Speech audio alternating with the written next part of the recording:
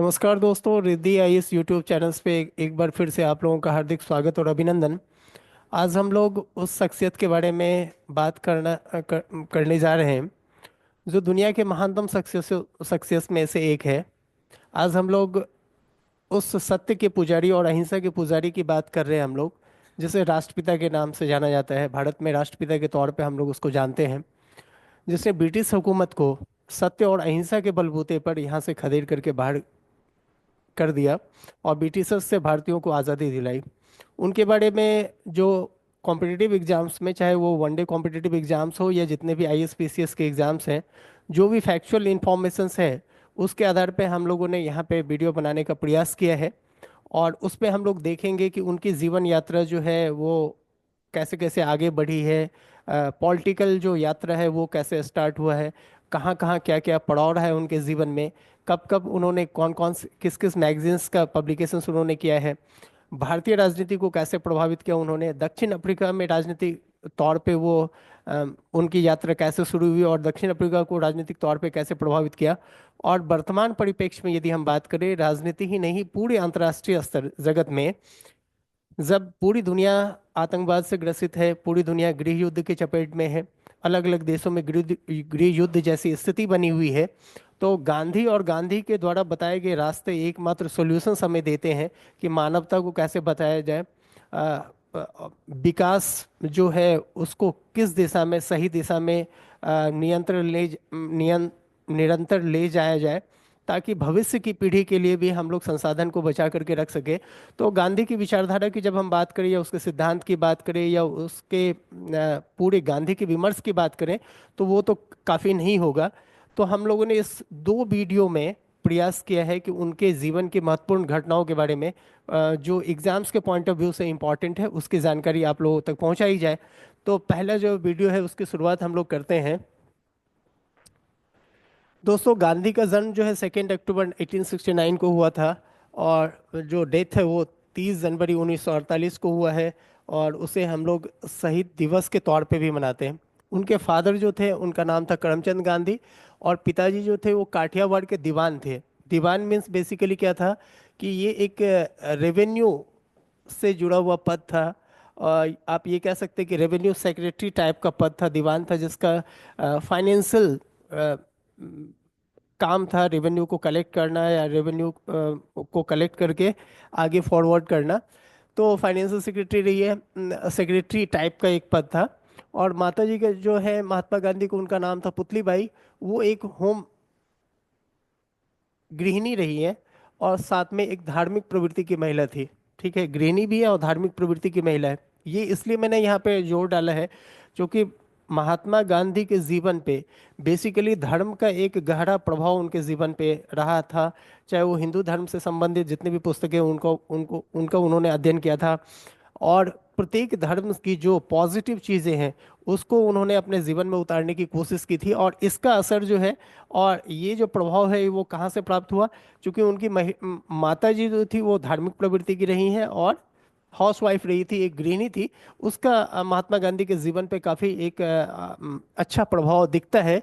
आगे चल करके हम लोग देखते हैं।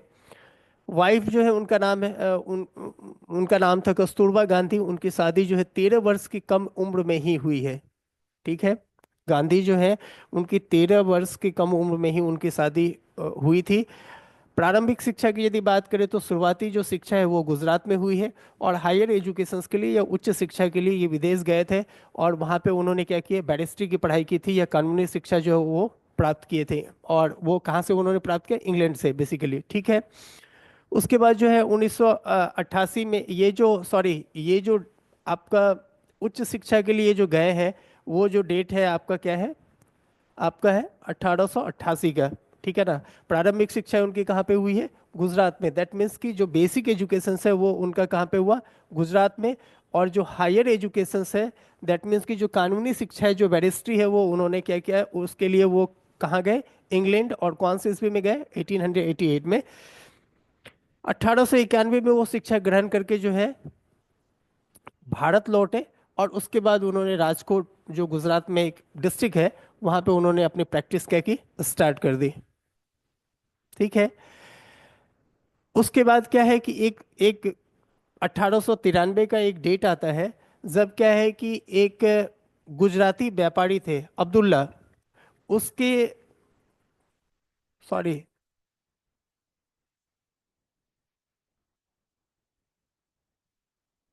एक गुजराती व्यापारी है दादा अब्दुल्ला, उनकी पैरवी के लिए उनको कहाँ जाना पड़ा, दक्षिण अफ्रीका जाना पड़ा। बेसिकली गुजराती बहुत जो एक कम्युनिटी है, वो व्यापार के क्षेत्र में काफ़ी पहले भी उन्हें सफल व्यापारिक क्षेत्र में जो गुजरातियों का एक महत्वपूर्ण योगदान पहले भी था और अभी भी है, ठीक है ना। तो काफ़ी सारी गुजराती समुदाय है जो दक्षिण अफ्रीका में व्यापार के सिलसिले में ऑलरेडी दक्षिण अफ्रीका में रहती थी। तो वहाँ जो एक व्यापारी है जिसका नाम था दादा अब्दुल्ला, उनकी पैरवी के लिए वो 1893 ईस्वी में वो दक्षिण अफ्रीका गए। ठीक है, तो वहां पे एक घटना घटित होती है जो इनके लाइफ में एक टर्निंग पॉइंट था, इनके जीवन को बदल देने वाली, जो जीवन में जो बदलाव आया है, जो परिवर्तन आया, और जिसको आप ह्यूज टर्निंग पॉइंट कह सकते हैं या बहुत बड़ी घटना में से एक है, कि जब वो डरबन से प्रिटोरिया जा रहे थे। डरबन एक शहर है दक्षिण अफ्रीका में और प्रिटोरिया एक दूसरा शहर है दक्षिण अफ्रीका का। इसी जाने के क्रम में एक घटना उनके साथ में घटित हुई, और वो घटना क्या था कि फर्स्ट क्लास टिकट होने के बावजूद उनको क्या किया, धक्के मार करके उस बॉगी से बाहर उनको फेंक दिया गया। ठीक है, उसके बाद क्या हुआ कि सारी रात वो वेटिंग रूम में बिताए, और जोहान्सबर्ग में जहां उनको रहना था, जहां वो स्टे करने की कोशिश कर रहे थे, जब उनके साथ में ये घटनाएं घटित हुई है, जब उनको धक्के मारा गया है, वेटिंग रूम में काफ़ी प्रतीक्षा किए। उसके बाद वो चाह रहे थे कि कोई ऐसा रूम मिले जहां, चूंकि ठंड का टाइम था और काफ़ी जो कड़ाके की ठंड थी वो दक्षिण अफ्रीका में उस टाइम में, और उस ठंड में वो चाह रहे थे कि कोई एक रूम मिल जाए जहाँ पे हम स्टे कर सके। तो वहाँ उन्हें रूम नहीं मिला। क्यों नहीं मिला? उसके पीछे रीजन ये था कि उस ज़माने में नस्ल के आधार पे, रंग के आधार पे काफ़ी भेदभाव किया जाता था अंग्रेजों के द्वारा, और इसी वजह से उनको कोई रूम नहीं मिला। और फिर उस इस घटना ने जो है एपार्थाइड और रेसिज्म, ठीक है ना, जो नस्ल भेद और रंग भेद के बारे में सोचने के लिए उनको प्रेरित कर दिया।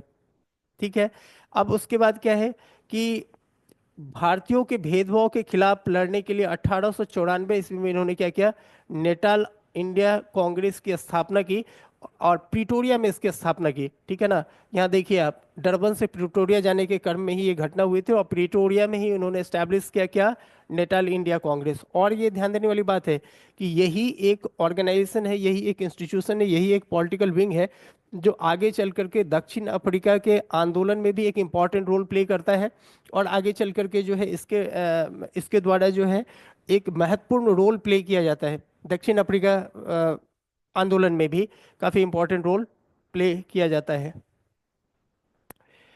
अब इन्होंने क्या किया कि जो नटाल इंडियन कांग्रेस की जो स्थापना की थी उसका बेसिकली मोटो क्या था, तो जो वोटिंग राइट है वहाँ पे भारतीयों को नहीं मिला हुआ था।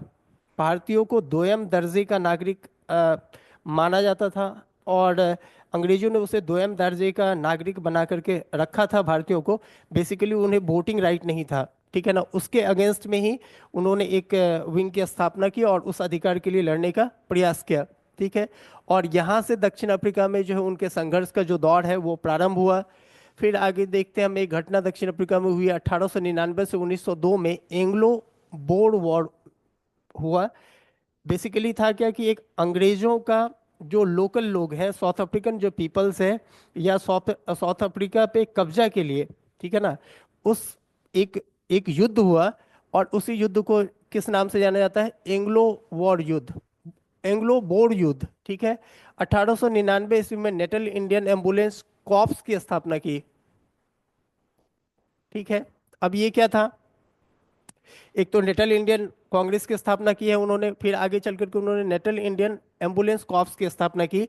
बेसिकली क्या था कि इस युद्ध में जो भी घायल सैनिक थे या जो भी घायल होता था, उसके मदद के लिए, उसकी सेवा के लिए, उसके प्राथमिक चिकित्सा के लिए, और उसकी सेवा के लिए बेसिकली आप कह सकते हैं कि इस कॉर्प्स की स्थापना जो है महात्मा गांधी के द्वारा की गई। और इस मानव सेवा से या इस सेवा से प्रभावित होकर के अंग्रेजों ने उन्हें क्या किया था, कैसर ए हिंद की उपाधि से सम्मानित किया था। ठीक है, कई सारे कॉम्पिटिटिव एग्जाम्स में पूछे जाते हैं कि कैसर ए हिंद की उपाधि जो है गांधी को कब दिया गया था और मतलब किस घटना के परिप्रेक्ष्य में दिया गया था। तो ये वही घटना है। और इसमें जो कुल सदस्य उन्होंने वहाँ पे जुटा लिए थे वो था 1100 के करीब में, उसमें सदस्य ऑलरेडी दक्षिण अफ्रीका में इन्होंने बना लिए थे। और नेटल इंडियन एम्बुलेंस कॉर्प्स की स्थापना उन्होंने कब की, 1899 ईस्वी में। और इसी घटना के दौरान प्रभावित होकर के अंग्रेजों ने उन्हें कैसर ए हिंद की उपाधि दी। ठीक है, अब अगला डेट जो उनके जीवन में आता है 1903, बहुत बहुत इंपॉर्टेंट है। और इंडियन ओपिनियन नामक पत्र का प्रकाशन उन्होंने किया। ठीक है, ये इनके जीवन की पहली पत्र है। ठीक है ना, पहला जो आप देखेंगे कि आगे चल करके हम लोग देखेंगे जैसे हरिजन का संपादन उन्होंने किया था, या नवजीवन उन्होंने लिखा है, बहुत सारे बुक्स और मैगजीन्स के फाउंडर रहे हैं, उन्होंने प्रकाशित करवाया था। तो इनके जीवन की पहली पत्र है या पत्रिका है जिसका कि प्रकाशन उन्होंने करवाया था, और वो कौन सा ईयर में था, 1903 में। और उस मैगजीन का क्या नाम था, इंडियन ओपिनियन।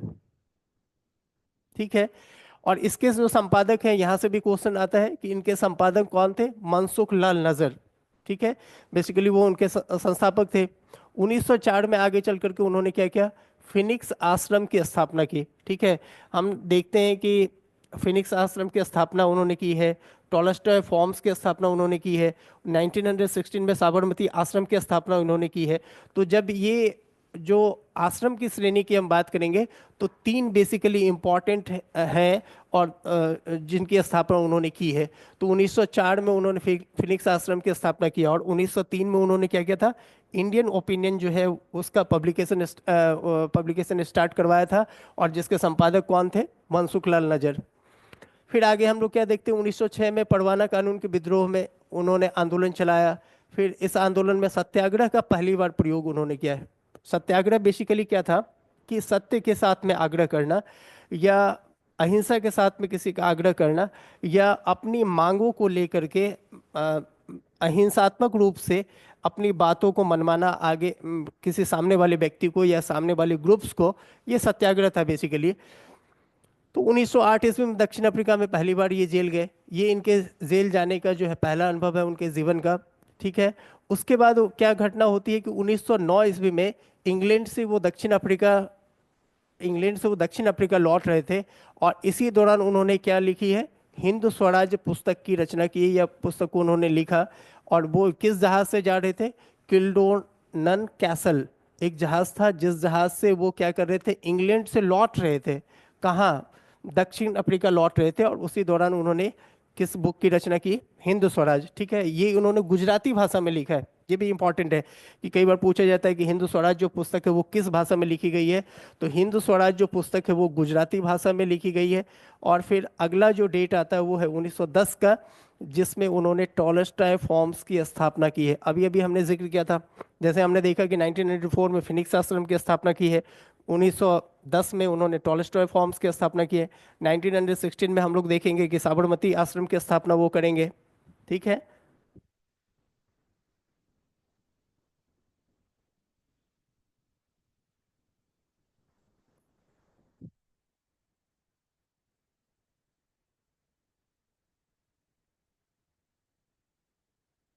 तो दोस्तों गांधी के दक्षिण अफ्रीका तक के जीवन पर्यंत जो भी घटनाएं, उनकी महत्वपूर्ण घटनाएं थी, उसको हमने कंपाइल करने का कोशिश किया। इसके दूसरे वीडियो में हम लोग देखेंगे कि भारत में उनकी क्या क्या गतिविधि रही है, कांग्रेस के वो कब मेंबर बने हैं, किस कांग्रेस सेशन की अध्यक्षता उन्होंने की है।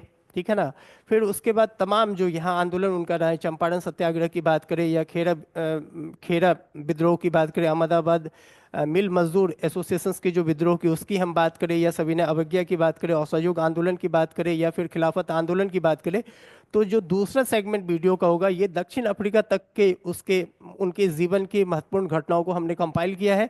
अगली वीडियो में हम लोग देखेंगे कि भारतीय राजनीति में उनका क्या था, किसने उन्हें इनवाइट किया था, उनके पॉलिटिकल गुरु के कौन थे, ये तमाम चीज़ों के बारे में हम लोग अगली वीडियो में डिस्कस करेंगे। इस वीडियो के लिए इतना ही।